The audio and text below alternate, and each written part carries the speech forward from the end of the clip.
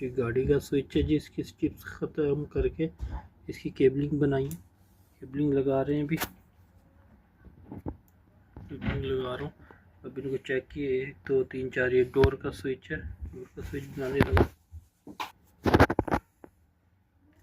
ये स्विच टूट गया था जी इसका, ये निसान सनी है,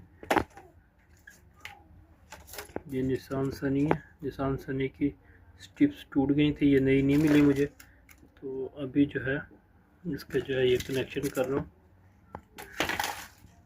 पॉइंट से, और इससे फिर ये डोर की वायरिंग करूँगा मैं।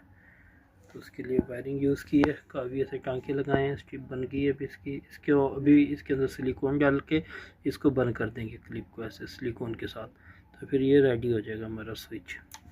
ठीक है, अगर आपको स्ट्रिप्स नहीं मिलती तो आप ऐसे केबल के ज़रिए इसका ये स्विच बना लें और फिर उसके बाद वायरिंग कर लें।